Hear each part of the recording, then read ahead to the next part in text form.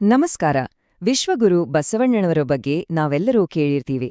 ಆದ್ರೆ ಅವರ ಸಂಪೂರ್ಣ ಜೀವನ ಚರಿತ್ರೆ, ಅವರ ಕ್ರಾಂತಿಕಾರಿ ಚಿಂತನೆಗಳು ಇಡೀ ಸಮಾಜವನ್ನೇ ಹೇಗೆ ಬದಲಾಯಿಸಿತು ಅನ್ನೋದ್ರ ಬಗ್ಗೆ ಇವತ್ತು ನಾವು ವಿವರವಾಗಿ ಮಾತಾಡೋಣ. ಹೌದು, ನಾವು ಮಾತಾಡ್ತಾ ಇರೋದು ಸುಮಾರು 900 ವರ್ಷಗಳ ಹಿಂದಿನ ಕಥೆ, ಅಂದ್ರೆ 12ನೇ ಶತಮಾನದ ಕರ್ನಾಟಕ. ಆ ಕಾಲದಲ್ಲಿ ಸಮಾಜದಲ್ಲಿ, ಧರ್ಮದಲ್ಲಿ ಒಂದು ದೊಡ್ಡ ಸಂಘರ್ಷ ನಡೀತಿತ್ತು. ಅಂಥ ಒಂದು ಸಮಯದಲ್ಲಿ ಒಬ್ಬ ಮಹಾನ್ ವ್ಯಕ್ತಿಯ ಆಗಮನಕ್ಕೆ ವೇದಿಕೆ ಸಿದ್ಧವಾಗ್ತಾ ಇತ್ತು. ಸಾಮಾನ್ಯವಾಗಿ ಕ್ರಾಂತಿ ಅಂದ ಕೂಡ್ಲೇ ನೆನ್ಪಾಗೋದು ಯುದ್ಧ, ರಕ್ತಪಾತ. ಆದ್ರೆ ಈ ಕ್ರಾಂತಿ ಹಾಗಿರ್ಲಿಲ್ಲ. ಇದು ನಡೆದಿದ್ದು ಕತ್ತಿಗಳಿಂದಲ್ಲ, ಬದಲಿಗೆ ಹರಿತವಾದ ಮಾತುಗಳಿಂದ, ವಚನಗಳಿಂದ ಮತ್ತೆ ತತ್ವಶಾಸ್ತ್ರದಿಂದ. ಹಾಗಾದ್ರೆ ಒಬ್ಬನೇ ಒಬ್ಬ ವ್ಯಕ್ತಿ ಅಷ್ಟು ದೊಡ್ಡ ಸಾಮಾಜಿಕ ವ್ಯವಸ್ಥೆಯನ್ನೇ ಹೇಗೆ ಎದುರಿಸ್ತಾ? ಇದೇ ಅಲ್ವಾ ಕುತೂಹಲದ ಪ್ರಶ್ನೆ? ಬನ್ನಿ, ಈ ಪ್ರಶ್ನೆಗೆ ಉತ್ತರ ಹುಡುಕ್ತಾ ಹೋಗೋಣ. ಅದಕ್ಕೂ ಮೊದಲು ಬಸವಣ್ಣನವರ ಒಂದು ಅದ್ಭುತ ಕೊಡುಗೆಯ ಬಗ್ಗೆ ತಿಳ್ಕೊಳ್ಳೋಣ. ಇದು ಇವತ್ತಿಗೂ ನಮ್ಮೆಲ್ಲರಿಗೂ ಮಾದರಿಯಾಗಿದೆ. ಅದೇ ಅನುಭವ ಮಂಟಪ. ಇದನ್ನ ಭಾರತದ ಅಷ್ಟೇ ಯಾಕೆ ಪ್ರಪಂಚದ ಮೊದಲ ಸಂಸತ್ತು ಅಂತಾನೂ ಕರೀತಾರೆ. ಯೋಚ್ನೆ ಮಾಡಿ, ಆ ಕಾಲದಲ್ಲಿ ಜಾತಿ, ಲಿಂಗ, ಅಂತಸ್ತು ಯಾವುದನ್ನೂ ನೋಡದೆ ಎಲ್ಲರನ್ನೂ ಒಂದೇ ವೇದಿಕೆಗೆ ತಂದು ಮುಕ್ತವಾಗಿ ಚರ್ಚೆ ಮಾಡಲು ಅವಕಾಶ ಮಾಡಿಕೊಡ್ಲಾಗಿತ್ತು. ಇದು ನಿಜಕ್ಕೂ ಒಂದು ಕ್ರಾಂತಿಕಾರಿ ಹೆಜ್ಜೆ ಅಲ್ವಾ? ಹಾಗಾದ್ರೆ ಇಂತಹ ಒಂದು ಅದ್ಭುತ ಸಂಸ್ಥೆಯನ್ನ ಕಟ್ಟಿದ ಆ ದಾರ್ಶನಿಕ, ಆ ವ್ಯಕ್ತಿ ಯಾರು? ಅವರ ಹಿನ್ನೆಲೆ ಏನು? ಬಸವಣ್ಣನವರು ಹುಟ್ಟಿದ್ದು ಬಾಗೇವಾಡಿಯಲ್ಲಿ, ಒಂದು ಪ್ರತಿಷ್ಠಿತ ಬ್ರಾಹ್ಮಣ ಕುಟುಂಬದಲ್ಲಿ. ಆದ್ರೆ ಕೇವಲ 12ನೇ ವಯಸ್ಸಿನಲ್ಲೇ, ಯೋಚನೆ ಮಾಡಿ, ಆ ಚಿಕ್ಕ ವಯಸ್ಸಿನಲ್ಲೇ ತನಗೆ ಉಪನಯನ ಸಂಸ್ಕಾರ ಬೇಡ ಅಂತ ಹೇಳಿ ಸಂಪ್ರದಾಯಗಳನ್ನ ಪ್ರಶ್ನಿಸಲು ಶುರು ಮಾಡಿದ್ರು. ಅಲ್ಲಿಂದ ಅವರ ನಿಜವಾದ ಪಯಣ ಶುರುವಾಗಿದ್ದು ಕೂಡಲ ಸಂಗಮದಲ್ಲಿ. ಅಲ್ಲಿ ಅವರಿಗೆ ಜ್ಞಾನೋದಯವಾಗಿ ಒಂದು ಹೊಸ ಆಧ್ಯಾತ್ಮಿಕ ದಾರಿ ಸಿಕ್ತು. ಆ ಜ್ಞಾನೋದಯದಿಂದ ಹುಟ್ಟಿದ್ದೇ ಒಂದು ಹೊಸ ತತ್ವಶಾಸ್ತ್ರ. ಅದು 3 ಮುಖ್ಯ ತತ್ವಗಳ ಮೇಲೆ ನಿಂತಿತ್ತು.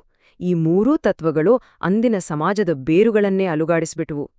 ಮೊದಲನೆಯದು ಕಾಯಕವೇ ಕೈಲಾಸ, ಅಂದರೆ ಮಾಡುವ ಕೆಲಸವೇ ಪೂಜೆ. ಯಾವುದೇ ಕೆಲಸ ಮೇಲಲ್ಲ, ಕೀಳಲ್ಲ, ಪ್ರತಿಯೊಂದು ಶ್ರಮವೂ ಪವಿತ್ರ ಅಂತ ಹೇಳುವ ಮೂಲಕ ಜಾತಿ ಆಧಾರಿತ ವೃತ್ತಿ ವ್ಯವಸ್ಥೆಗೆ ದೊಡ್ಡ ಪೆಟ್ಟು ಕೊಟ್ರು. ಎರಡನೆಯದು ದಾಸೋಹ, ಅಂದ್ರೆ ನಾವು ದುಡಿದಿದ್ರಲ್ಲಿ ನಮಗೆ ಬೇಕಾದಷ್ಟನ್ನು ಇಟ್ಟುಕೊಂಡು ಉಳಿದಿದ್ದನ್ನು ಸಮಾಜಕ್ಕೆ, ಬಡವರಿಗೆ ಹಂಚಬೇಕು. ಇದು ಕೇವಲ ದಾನವಲ್ಲ, ಇದೊಂದು ಸಾಮಾಜಿಕ ಜವಾಬ್ದಾರಿ. ಇದು ಆರ್ಥಿಕ ಸಮಾನತೆಯ ಕಡೆಗೆ ಒಂದು ದಿಟ್ಟ ಹೆಜ್ಜೆ. ಇನ್ನು ಮೂರನೆಯದು ಇಷ್ಟಲಿಂಗ. ಇದ್ರಿಂದ ಏನಾಯ್ತು ಅಂದ್ರೆ, ದೇವರನ್ನ ಕಾಣೋಕೆ ದೇವಾಲಯಕ್ಕೆ ಹೋಗ್ಬೇಕು, ಪುರೋಹಿತರ ಮೂಲಕವೇ ಪೂಜೆ ಮಾಡ್ಬೇಕು ಅನ್ನೋ ಕಲ್ಪನೆಯನ್ನೇ ತೆಗೆದುಹಾಕಿದ್ರು. ದೇವರು ಮತ್ತು ಭಕ್ತನ ನಡುವೆ ನೇರ ಸಂಪರ್ಕವನ್ನ ಸ್ಥಾಪಿಸಿ ಧರ್ಮವನ್ನ ಪ್ರತಿಯೊಬ್ಬ ವ್ಯಕ್ತಿಯ ಅನುಭವಕ್ಕೆ ತಂದುಕೊಟ್ರು.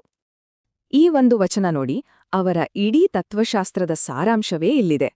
ಶ್ರೀಮಂತರು ದುಡ್ಡು ಖರ್ಚು ಮಾಡಿ ದೇವಸ್ಥಾನ ಕಟ್ಟುತ್ತಾರೆ, ಆದ್ರೆ ನನ್ನಂತ ಬಡವ ಏನ್ಮಾಡ್ಲಿ? ನನ್ನ ಕಾಲುಗಳೇ ಕಂಬಗಳು, ನನ್ನ ದೇಹವೇ ದೇಗುಲ, ನನ್ನ ತಲಿಯೇ ಬಂಗಾರದ ಕಳಶ ಅಂತ ಹೇಳ್ತಾರೆ.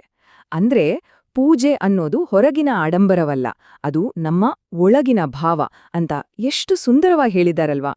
ಬರೀ ತತ್ವಗಳನ್ನ ಹೇಳಿ ಬಸವಣ್ಣನವರು ಸುಮ್ಮನಾಗ್ಲಿಲ್ಲ. ಕಲ್ಯಾಣದ ರಾಜ ಬಿಜ್ಜಳನ ಆಸ್ಥಾನದಲ್ಲಿ ಪ್ರಧಾನಮಂತ್ರಿಯಾಗಿದ್ದಾಗ ತಮ್ಮ ಈ ಎಲ್ಲ ಆಲೋಚನೆಗಳನ್ನ ಕಾರ್ಯರೂಪಕ್ಕೆ ತರಲು ಅವರಿಗೆ ಒಂದು ದೊಡ್ಡ ಅವಕಾಶ ಸಿಕ್ತು. ಆ ಕಾಲದ ಸಮಾಜ ಹೇಗಿತ್ತು ಅಂತ ನೋಡಿ.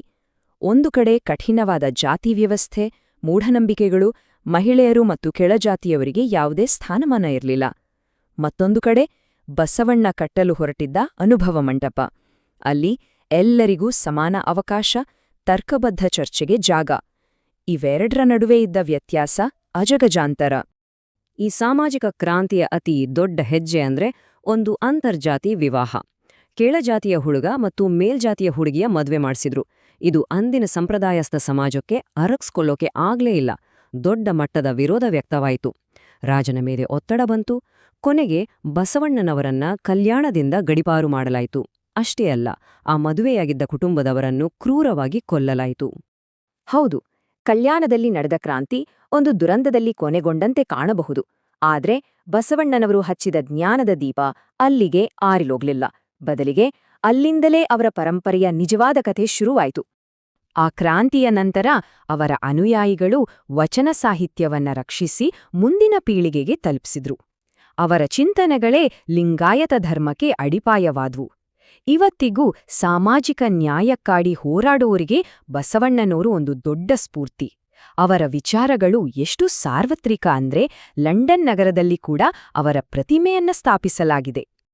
ಹಾಗಾಗಿ ಮುಖ್ಯವಾಗಿ ಗಮನಿಸಬೇಕಾದ ಅಂಶ ಅಂದ್ರೆ ಬಸವಣ್ಣನವರ ಜೀವನ ಅಂತ್ಯಗೊಂಡಿದ್ದು ಸೋಲಿನಿಂದಲ್ಲ, ಬದಲಿಗೆ ಎಲ್ಲಿ ಅವರ ಆಧ್ಯಾತ್ಮಿಕ ಪಯಣ ಶುರುವಾಗಿತ್ತೋ ಅದೇ ಕೂಡಲಸಂಗಮದಲ್ಲಿ ಉರಿತಿರುವ ಕರ್ಪೂರ ಗಾಳಿಯಳಿ ಲೀನವಾಗುವಂತೆ ಅವರು ದೈವದಲ್ಲಿ ಒಂದಾದರು. ಅದೊಂದು ಆಧ್ಯಾತ್ಮಿಕವಾಗಿ ಪರಿಪೂರ್ಣವಾದ ಅಂತ್ಯ. ಕೊನೆಯದಾಗಿ ಒಂದು ಪ್ರಶ್ನೆ. 100 ವರ್ಷಗಳ ಹಿಂದೆ ಬಸವಣ್ಣನವರು ಹೇಳಿದ ಮಾತುಗಳು ಕಾಯಕ, ದಾಸೋಹ, ಸಮಾನತೆ, ವೈಚಾರಿಕತೆ ಇವೆಲ್ಲವೂ ಇಂದಿನ ನಮ್ಮ ಸಮಾಜಕ್ಕೆ ಎಷ್ಟು ಮುಖ್ಯ ಅಲ್ವಾ? ಹೆಚ್ಚು ನ್ಯಾಯಯುತವಾದ ಸಮಾನತೆಯ ಸಮಾಜವನ್ನ ಕಟ್ಟಲು ಅವರ ವಿಚಾರಗಳು ಇವತ್ತಿಗೂ ದಾರಿದೀಪವಾಗಿವೆ. ಈ ಬಗ್ಗೆ ನಾವೆಲ್ಲರೂ ಯೋಚಿಸಬೇಕಿದೆ.